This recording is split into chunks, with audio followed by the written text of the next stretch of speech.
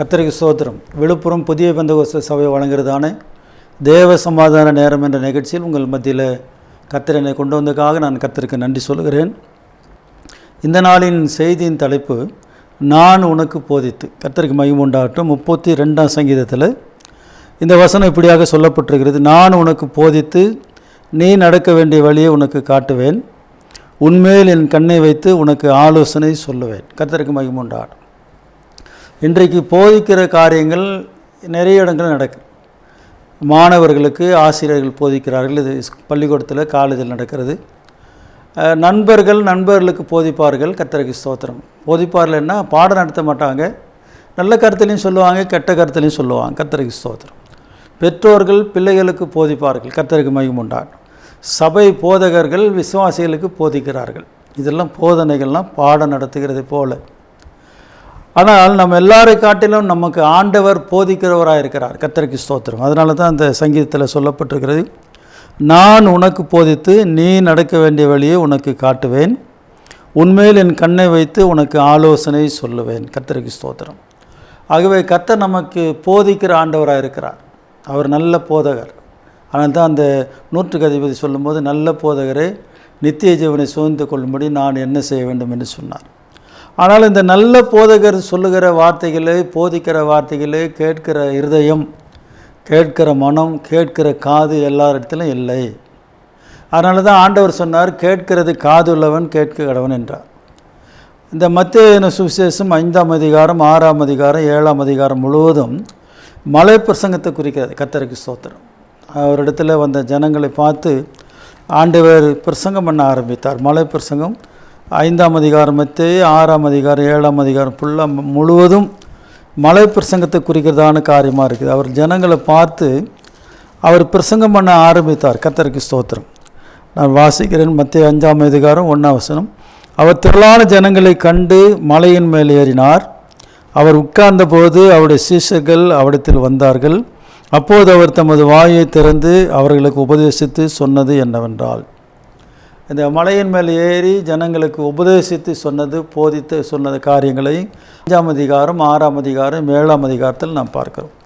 ஆகவே ஆண்டவர் நமக்கு என்றும் போதிக்கிறவராக இருக்கிறார். கர்த்தருக்கு மகிமை உண்டாகட்டும். ஏசாயா 28ஆம் அதிகாரம் 26ஆம் வசனத்தில், அவனுடைய தேவன் அவனை நன்றாய் போதித்து அவனை உணர்த்துகிறார். 26ஆம் வசனம், அவனுடைய தேவன் அவனை நன்றாய் போதித்து அவனை உணர்த்துகிறார். கர்த்தருக்கு ஸ்தோத்திரம். நம்முடைய ஆண்டவர் போதிக்கிறவர் மாத்திரமல்ல, உணர்த்துகிற ஆண்டவர். கர்த்தருக்கு மகிமை உண்டாகும். அவர் போதிக்கிறதை நாம் கேட்கிறதுக்கு மனம் இருந்தால் மாத்திரமே நம்முடைய ஆத்மா உணர்வடையும். கர்த்தருக்கு ஸ்தோத்திரம். இல்லாவிட்டால் அவர் போதிச்சார், அதை ஏற்றுக்கொள்கிற மனம் இல்லாதனால அநேகர் அசட்டை பண்ணினார்கள். அதை அவர்கள் கேட்கவில்லை. பவுல் பிரசங்கம் பண்ணும்போது கூட சொன்னாங்க, இந்த வாயாடி அதிகமாக பேசுகிறான், இவன் பேசுகிறத நாளை கேட்போன்னு சொல்லி அநேகர் போயிட்டான். கர்த்தருக்கு மகிமை உண்டாகும். அதனால் போதிக்கிற காரியங்கள் மிக முக்கியமான ஒரு காரியம்.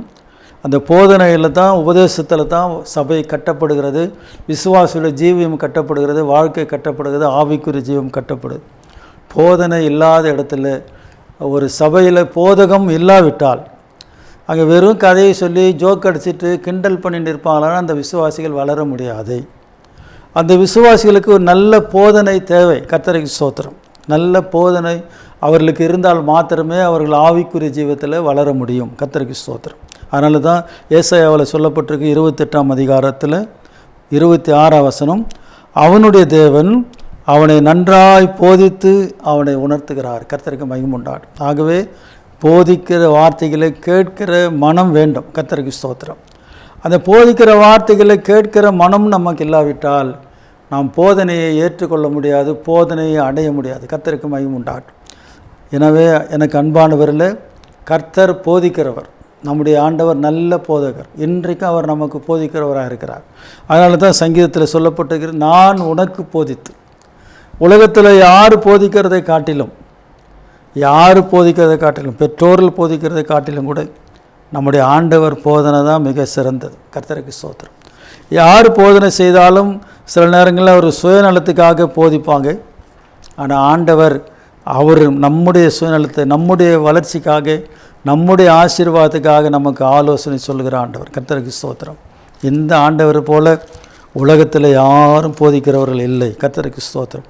அதனால தான் நல்ல போதகரேன்னு சொல்லி அந்த 100க்கு அதிபதி சொல்லுகிறான். ஆண்டவருடைய வார்த்தை சொல்லுகிறது, நான் உனக்கு போதித்து நீ நடக்க வேண்டிய வழியை உனக்கு காட்டுவேன். கர்த்தருக்கு மகிமை உண்டு. எவ்வளோ அருமையாக சொல்லியிருக்கு பாருங்கள். நான் உனக்கு போதித்து நீ நடக்க வேண்டிய வழியை உனக்கு காட்டுவேன், உன்மேல் என் கண்ணை வைத்து உனக்கு ஆலோசனை சொல்லுவேன். அடுத்த வார்த்தை, வாரினாலும் கடிவாளத்தினாலும் வாய் கட்டப்பட்டால் ஒழியே உன் கிட்ட சேராத புத்தி இல்லாத குதிரை போலவும் கோவேறு கழுதை போலவும் இருக்க வேண்டாம். எப்படி இருக்க வேண்டாமா? கழுதை போலவும் கோவேறு கழுதை போலவும் புத்தி இல்லாத குதிரையை போலவும் நம்ம இருக்கக்கூடாது. ஆண்டோடைய உபதேசத்தை கேட்குற மனம் நமக்கு வேண்டும். ஆண்டோடைய வார்த்தைகளை கேட்கிற மனம் நமக்கு வேண்டும். நீங்கள் ஆண்டோடைய வார்த்தைகளை கேட்டால் தான் உங்கள் போதகர் சொல்கிற வார்த்தையை நீங்கள் கேட்க முடியும். ஆண்டோடைய வார்த்தை அலட்சியம் பண்ணிங்கன்னா உங்கள் போதகர் வார்த்தையை நீங்கள் அலட்சியம் பண்ணுவீங்க. கர்த்தருக்கு ஸ்தோத்திரம். இந்த வசனம் சொல்கிறது நீதிமொழியில், நீதிமான் என்னை குட்டி தயவாய் கடிந்து கொள்ளட்டும், அதை என் தலை அல்ல தட்டுவதில்லை. இன்றைக்கு ஆலோசனை சொல்லுகிறவர்கள், உபதேசிக்கிறவர்கள் கடிந்து கொண்டு பேசினா அநேக நேரங்களில் நாம் அதை ஏற்றுக்கொள்கிறதில்லை.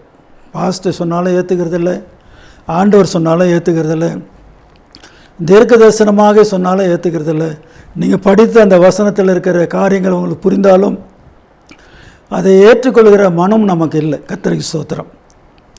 அந்த மனம் நமக்கு இல்லாவிட்டால் நாம் கடைசியில் உபத்திரப்பட வேண்டியதாக இருக்கும், சிரமப்பட வேண்டியதாக இருக்கும். அதன் பிறகு கடைசியில் நீங்கள் அழுது புலம்புறதில் பிரயோஜனம் இல்லை.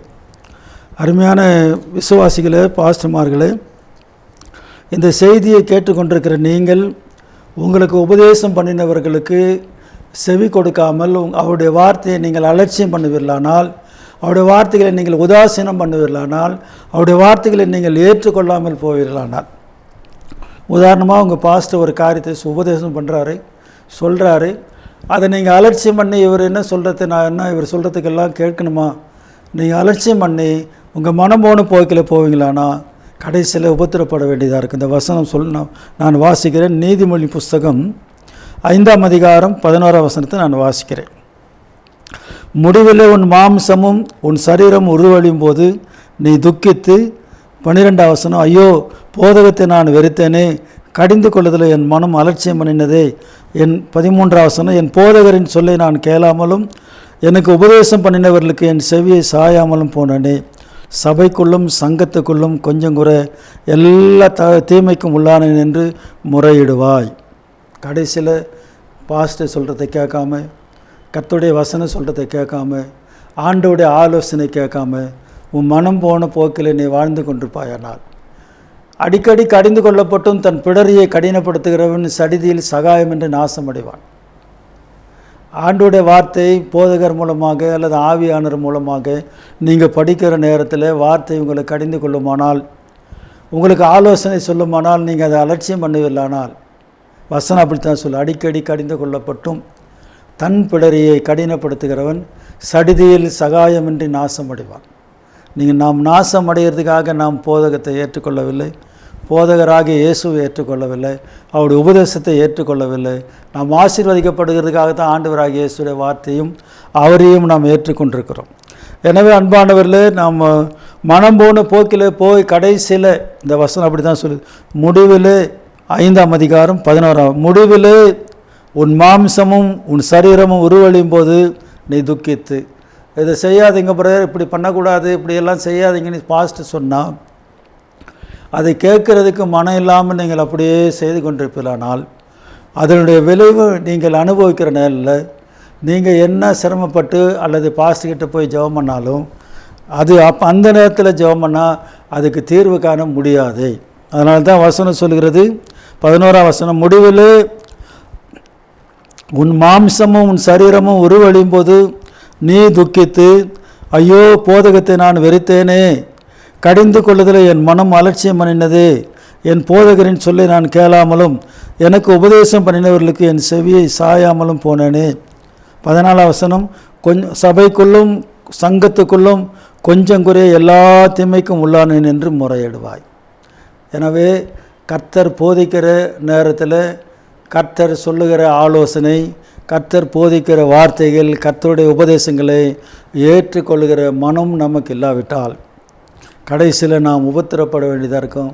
கடைசியில் நாம் அந்த நீதிமொழியில் சொன்னது போல் 14ஆம் வசனத்தில் 5ஆம் அதிகாரம் 14ஆம் வசனத்தில் சபைக்குள்ளும் சங்கத்துக்குள்ளும் கொஞ்சம் குறை எல்லா தீமைக்கும் உள்ளானேன்னு என்று முறையிடுவாய். அந்த முறையிடாமல் நீ ஆசீர்வாதமாக இருக்கணுமா? அந்த 32ஆம் சங்கீதம் 8ஆம் வசனத்தில் சொல்லுகிறது, நான் உனக்கு போதித்து நீ நடக்க வேண்டிய வழியை உனக்கு காட்டுவேன், உன்மேல் என் கண்ணை வைத்து உனக்கு ஆலோசனை சொல்வேன். இப்படிப்பட்ட ஆண்டவரை நாம் இரட்சகராக தெய்வமாக ஏற்றுக்கொண்டிருக்கிறோம்.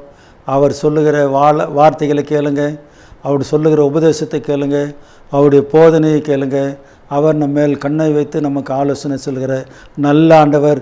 இன்றைக்கும் அவர் ஜீவிக்கிறவராக இருக்கிறார். இந்த தேவன் என்றென்றைக்கும் உள்ள சதா காலமும் நம்முடைய தேவன், மரண பரியந்தமும் நம்மை நடத்துவார். கர்த்தருக்கு மகிமை உண்டாகட்டும். நாம் ஜெபம் பண்ணுவோம். ஆண்டவரே, இந்த வார்த்தைகளுக்காக நன்றி செலுத்துகிறோம்.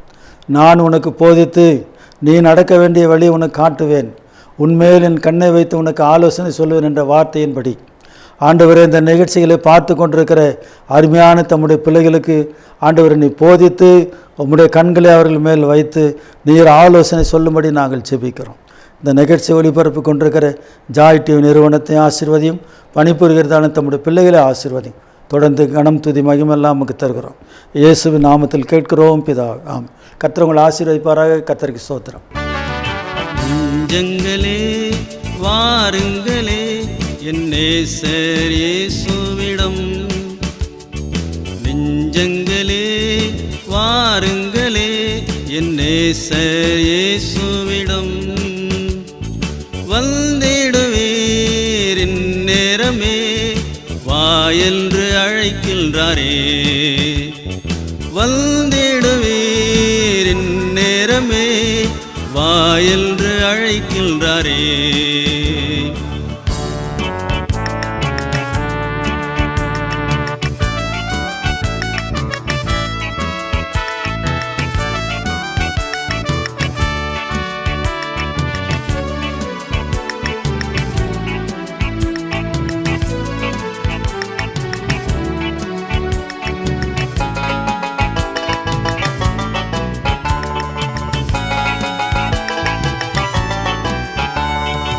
என் பாவ பாரங்களை தன் நெஞ்சில் சுமக்க வந்தார், என் பாவ பாரங்களை தன் நெஞ்சில் சுமக்க வந்தார், எல் துன்ப துக்கங்களை எல்தனில் நீக்க வந்தார், எல் துன்ப துக்கங்களை எல்தனில் நீக்க வந்தார்.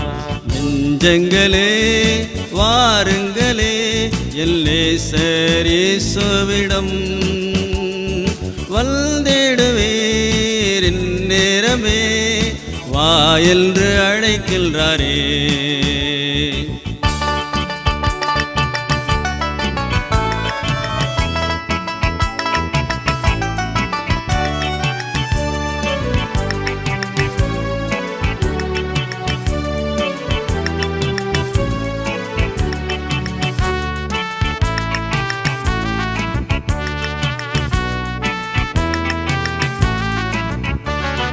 இயேசுவன்றி தெய்வமில்லை, இயேசுவன்றி ரட்சிப்பில்லை, இயேசுவன்றி தெய்வமில்லை, இயேசுவன்றி ரட்சிப்பில்லை,